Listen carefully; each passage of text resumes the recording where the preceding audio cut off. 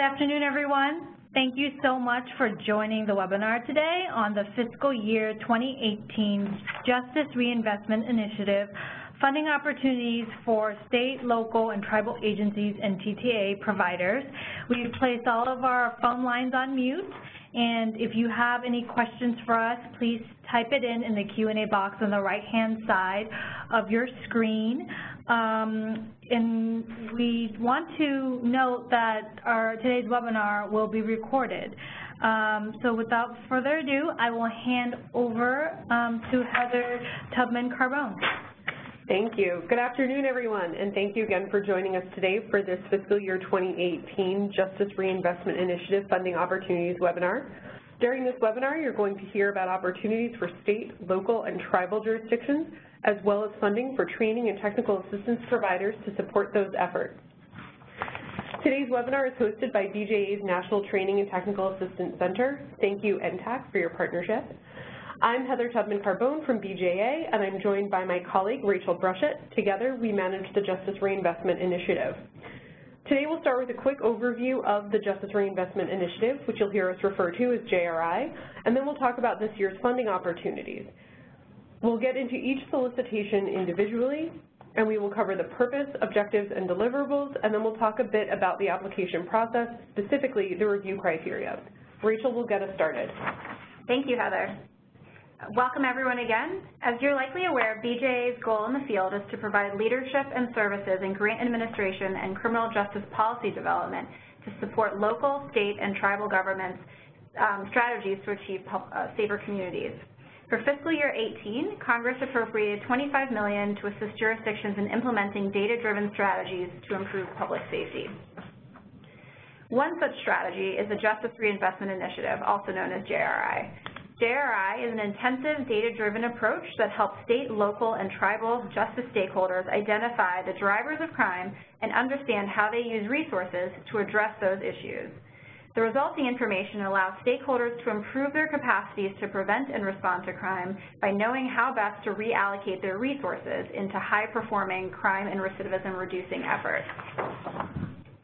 JRI is a two-part process that has been applied to state and local systems across the country, and it looks a little different in every place.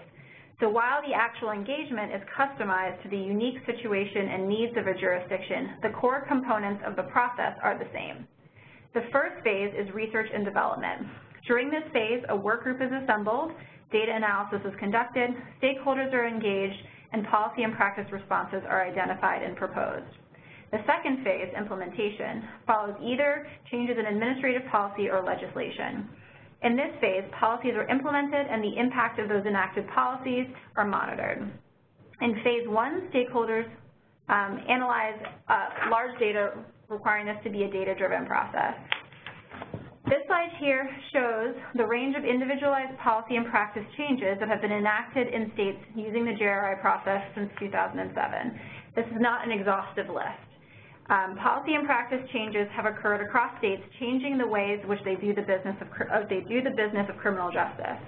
Engaging in the JRI process has allowed jurisdictions to accomplish things like conducting intensive objective agency-spanning data analysis, comprehensively examining their systems and engaging everyone from law enforcement to parole officers, building on collaborations necessary to examine data at the state level, crafting innovative data-driven approaches to public safety, identifying and aligning resources to fight violent crime, and improving collaboration between behavioral health and criminal justice agencies. So marrying Congress's intent and the administration's priorities, this year's JRI funding opportunities focus on state, local, and tribal governments that want to use the JRI approach to reduce violent crime and address the high cost of to their criminal justice systems that are caused by violent chronic offenders and the opioid and stimulant-specific epidemics.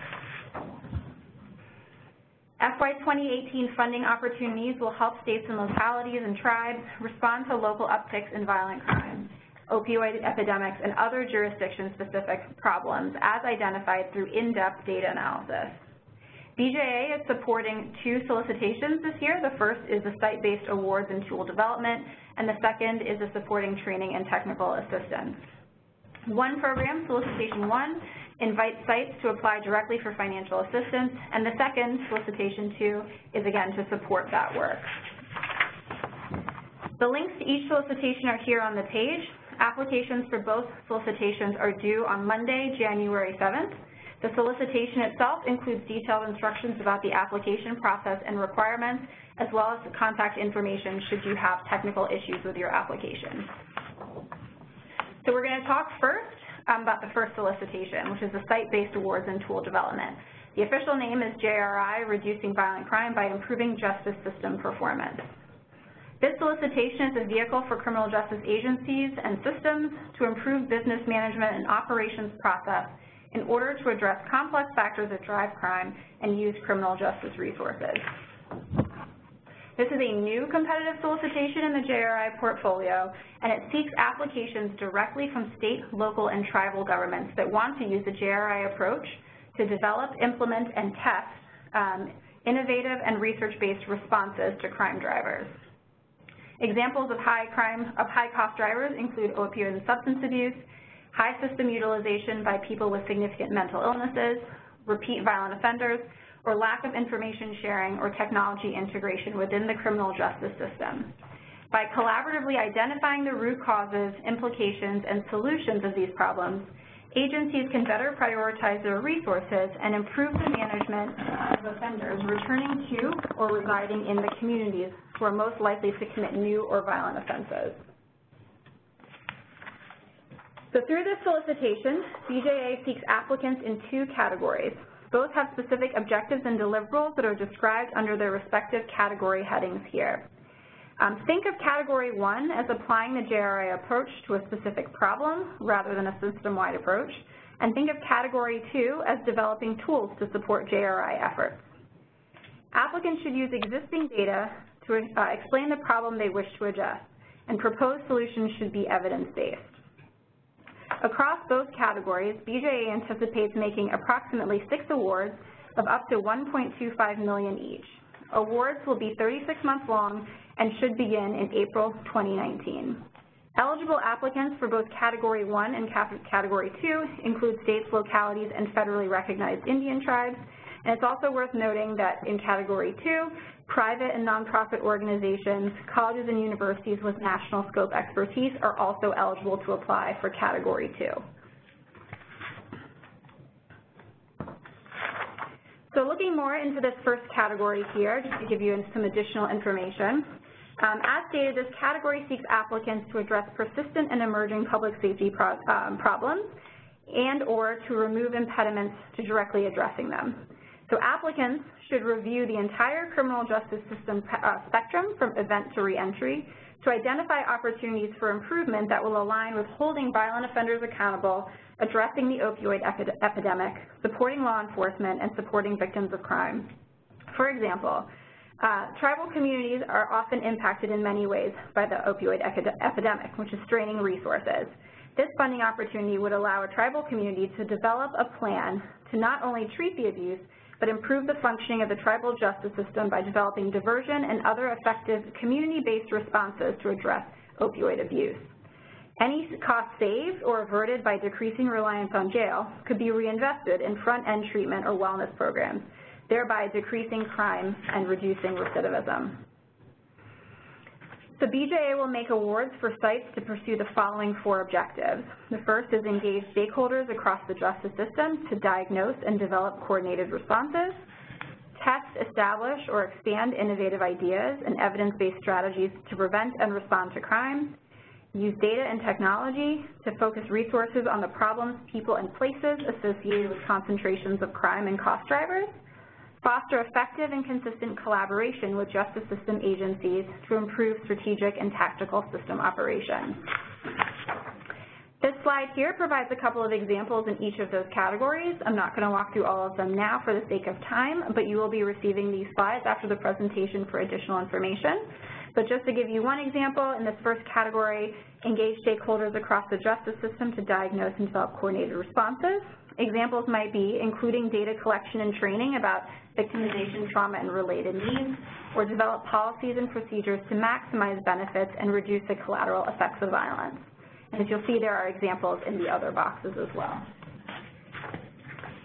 As we move to Category 2, the Category 2 is the innovations and information sharing to coordinate crime reduction.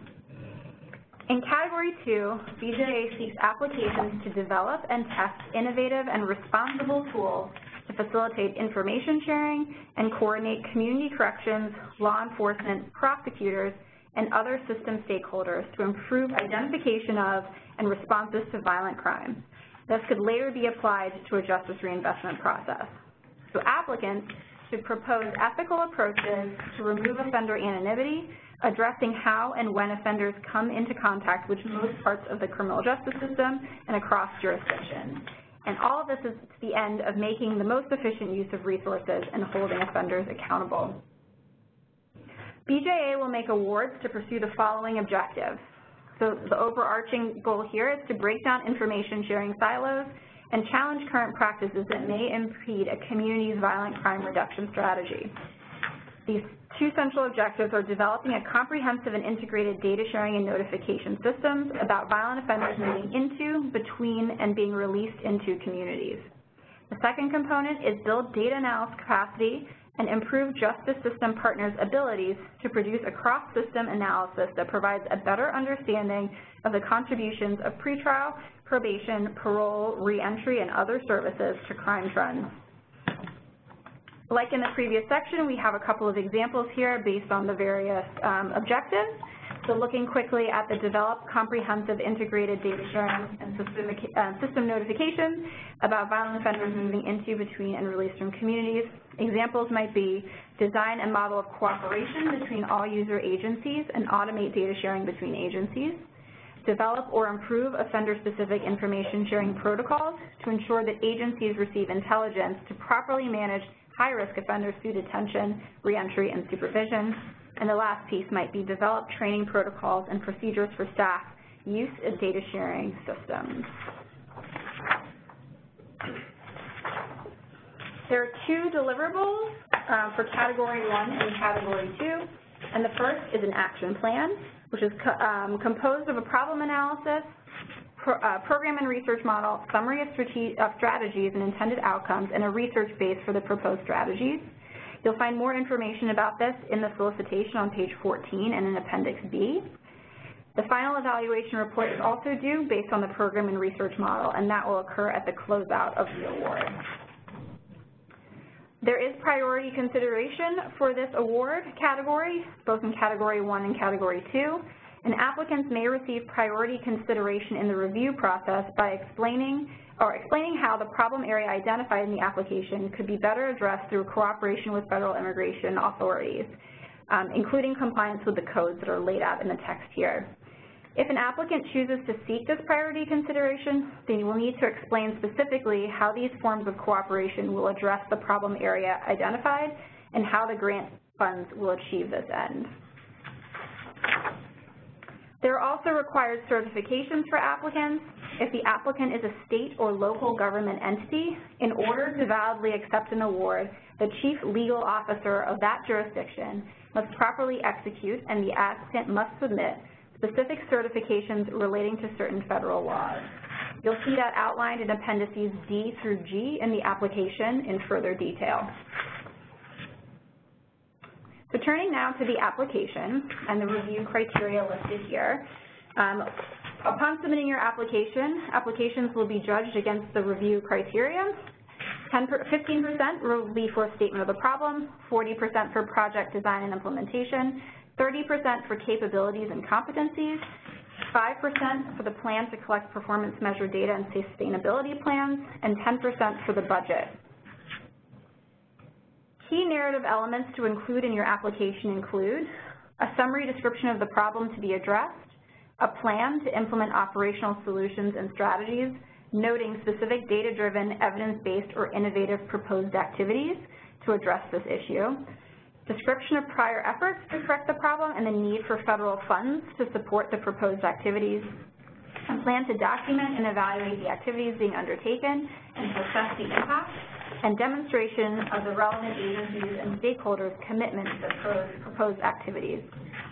Please be sure to read carefully about the required documents in the body of the solicitation and use the checklist at the end to ensure that you've submitted all the needed attachments in order for your application to be considered. So I'm going to turn the presentation back over to Heather to talk about the second solicitation. Thank you, Rachel. So with this solicitation, BJA seeks national training and technical assistance providers and subject experts to help state, local, and tribal jurisdictions pursue justice reinvestment approaches and to apply key principles of the approach to identify and respond to local crime problems and other statewide public safety challenges. There are three categories in the solicitation. The award amounts range from $800,000 to almost $12 million, and the periods of performance are either 24 months for Category 1 or 36 months for Categories 2 and 3. For all three categories, eligible applicants are national scope private and nonprofit organizations, including colleges and universities. We anticipate the award period will begin in April 2019. We'll start with Category 1. Through Category 1, BJA is seeking a TA provider to provide program oversight, coordination, and assessment. The activities and deliverables of the oversight, coordination, and assessment provider include those listed on the screen. To highlight a few, those in the blue box on the right side of the screen are specific to what we will soon hear about as Category 2 in the same solicitation. This refers to state-level JRI engagements. Those on the left side in the yellow box relate to all aspects of the funded work in the JRI portfolio.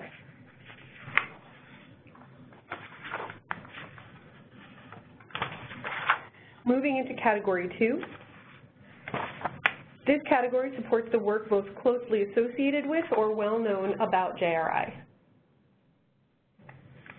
In this category, BJA seeks up to 2 TA providers to help states use the JRI process, stakeholder engagement, data analysis, policy development, implementation planning and execution, and sustainability and monitoring to prevent and respond to crime and recidivism. For details on that process, please see Appendix A in the solicitation. As Rachel stated, while states experience many similar criminal justice system challenges, they vary significantly in the manifestation of these issues as circumstances, resources, and laws vary across jurisdictions. The JRI process is a data-driven approach designed to unpack and assess the unique problems a jurisdiction is facing and assist them in developing tailored solutions. On this slide, you'll notice one addition to the graphic you saw earlier. It's called ripening. The TA provider or provider selected for this category will be responsible for this. It is the JRI TA provider's responsibility to identify interested states and assess their readiness for a JRI engagement. There is not a companion solicitation category for states to receive this particular type of assistance. The ripening process, or states' outreach to BJA, is the vehicle. Once TA providers evaluate the needs and the readiness of an interested state, BJA will evaluate the state's problem statement before accepting it into the Justice Reinvestment Initiative. At the state level, the Justice Reinvestment Initiative is a partnership of leaders from all 3 branches of government who commit to sharing their criminal justice data to identify, adopt, and implement proven, innovative, and comprehensive approaches. The selected TA partners will work with representatives from all 3 branches. This slide is intended to give anyone who is unfamiliar with justice reinvestment a sense of the scope that we're talking about. States use JRI to take a comprehensive look at their criminal justice system's operations, decision points, and effectiveness. They make changes to relieve pressure points so resources can be redirected towards serious, violent, and chronic offenders. This means addressing policies, operations, and budgets. The selected TA provider or providers will need to engage a wide range of state and local stakeholders in order to achieve the goals and objectives. You can see a listing of them on the screen now. And while you engage with them, here is a sense of the things you will do or that you'll need to accomplish. The first is to create a shared understanding of the issue areas identified through comprehensive data analysis. The second is to enhance data collection and enable meaningful sharing of information across system stakeholders. The third is to develop analytical capacity to inform more targeted and effective strategies to address specific crime problems. The fourth is to expand data collection about and resources for victims of crime. The fifth is to focus jurisdiction, probation, and/or parole agency resources on mitigating the risk of people in supervision engaging in violent behavior or being victims of violent crime. Additionally, the TA providers will help states to assess and strengthen the ability of law enforcement to use proven approaches to investigate and respond to crime and provide alternatives to resource-intensive activities. And lastly, TA providers will assist states to prioritize their confinement resources to incapacitate serious, chronic, or violent offenders and ensure that bed space alignment supports the jurisdiction's violent crime reduction goals. Examples of activities that may be pursued through each of these objectives are available in the solicitation.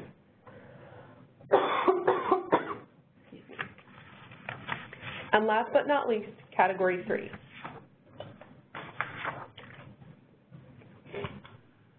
For Category 3, BJA seeks a TA provider to assist grantees selected through the solicitation Rachel walked through moments earlier.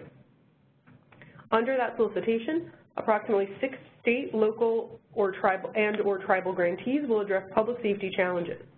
This TA provider will be expected to work closely with those sites funded by BJA in order to help them achieve their goals and meet their deliverables. The TA provider will provide ongoing intensive coaching to develop a detailed implementation plan, assist the site in executing it, and develop sustainability plans before the end of the award period. The TA provider will also be asked by BJA to provide training to the field, prioritizing jurisdictions engaged in justice reinvestment, as well as to participate in group interactions at conferences or workshops, peer-to-peer consultations, distance-based learning, and web-based assistance. Specific to the site selected through the other solicitation, the TA provider will be expected to complete the objectives and deliverables you see on your screen now. This includes education and proactive TA, including the assignment of an individual TTA coach to each site to manage, monitor, and report on TA needs and to track progress. They will also be expected to develop case studies on grantees' experience and the results of the assistance they receive. The TA provider, as you just heard, will also be expected to develop and host distance-based learning sessions for the sites and for the field at large. The TA provider is welcome to involve consultants to meet grantees' needs. And now I want to flag a few things to keep in mind as you develop your application. When BJA reviews your application, different weight is given to each section of the narrative and supporting materials. The weighting you see here is the same as the one Rachel walked through for the prior solicitation. A couple of differences, though, to point to, specifically in the narrative elements. One of the key criteria that we will look for here are the capabilities and competencies of the applicants. And there are different requirements for each category. Now, everyone applying across all 3 categories must provide a detailed description of the capacity of their organization to deliver the required services. For Category 1, this should include clearly articulating the organization's history of assessing national, state, and local level criminal justice projects.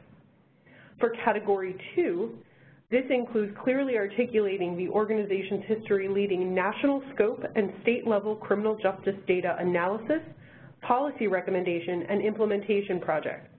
Please be sure to include any subject matter expertise and partnerships that can assist states in coordinating with federal entities responsible for enforcement of federal immigration laws.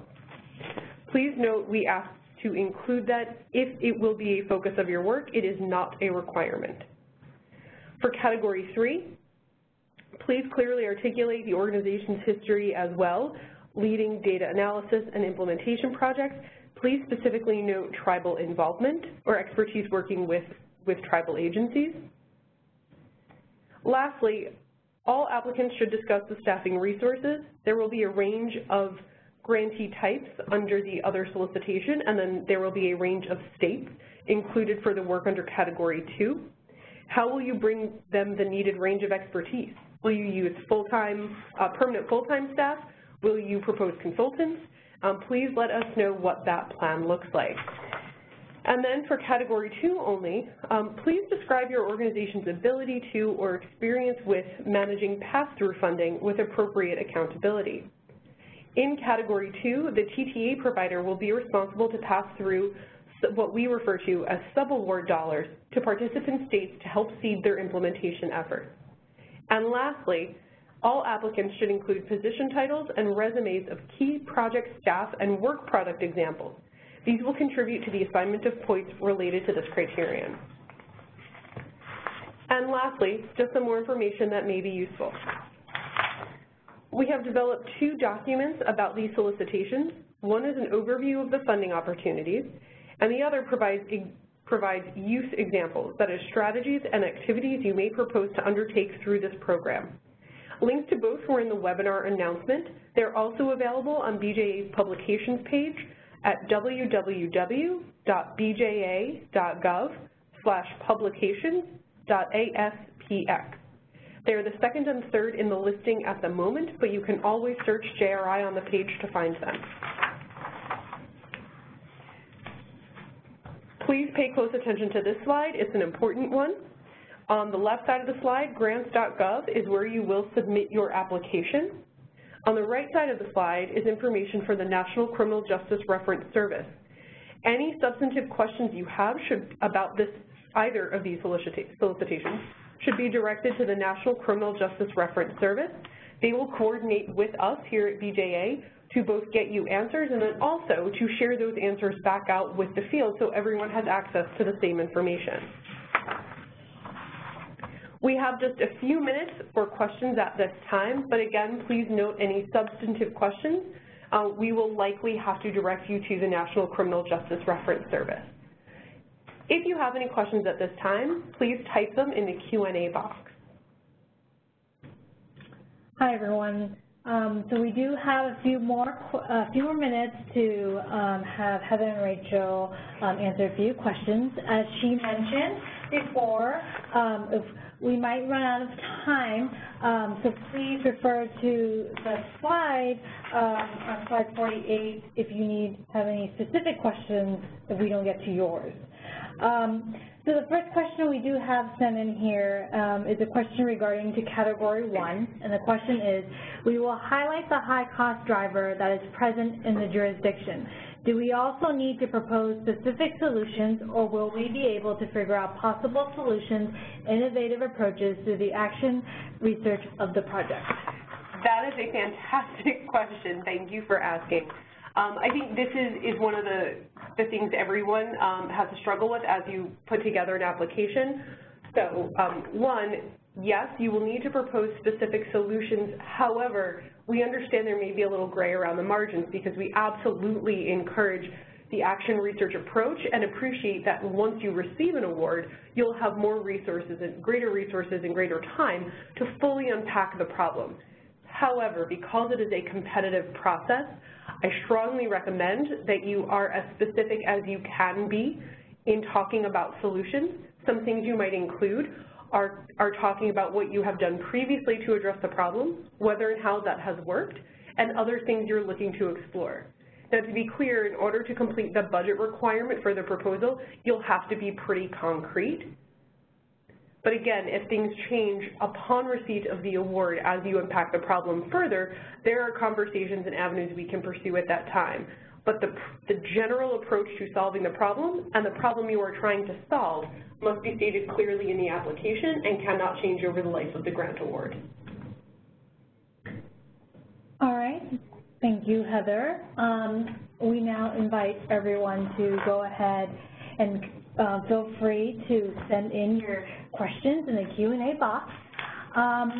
A few more. I do have a question that just came in regarding restrictions for agencies that want to apply to both solicitations. Are there any restrictions? Restrictions for agencies that want to apply to both. Let me answer this in 2 parts. So agencies may apply to more than one category in what we were referring to as the site-based or tool development solicitation. Criminal justice agencies will, I'm trying to think of a scenario where this isn't true, but I'm having a tough time. I don't believe criminal justice agencies will be applying for the TTA solicitation. So I hope you don't mind, whoever asked that question, that I'm parsing it out a little bit more, but you are absolutely welcome to apply for both categories in the site-based and tool development solicitation, and people or agencies or organizations who are eligible to apply for the TTA one may similarly apply for more than one in there. I hope that was helpful. If not, please send us a message.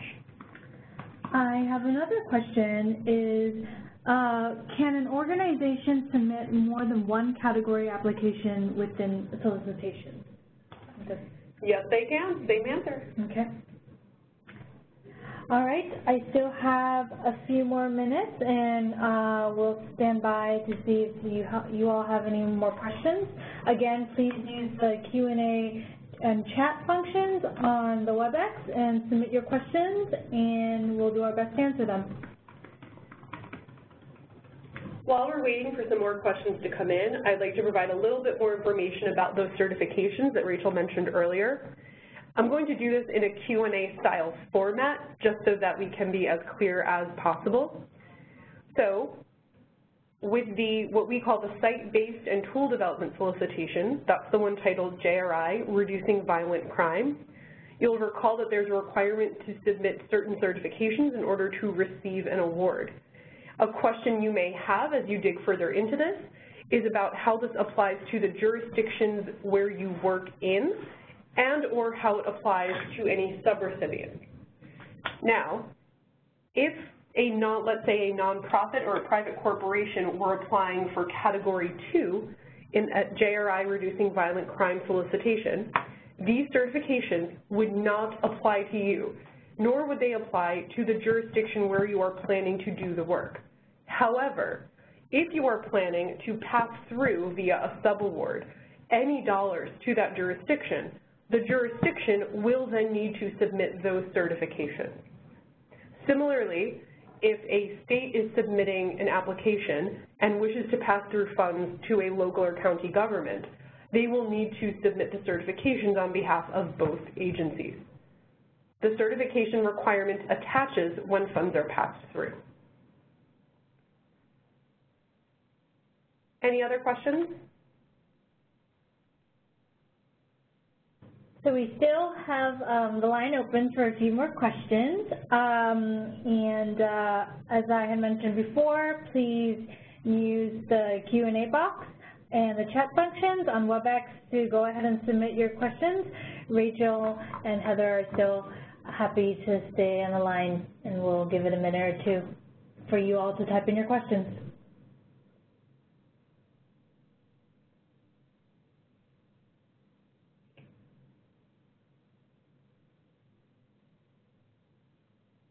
Well, we would like to thank everyone for joining us today for the webinar regarding the JRI solicitations. And again, as we have mentioned before, we will be sending out the slides to today's webinar. And if you have any questions that come up after today's presentation, feel free to submit your questions using the contact information that was provided in the webinar. And this concludes today's presentation. Thank you so much.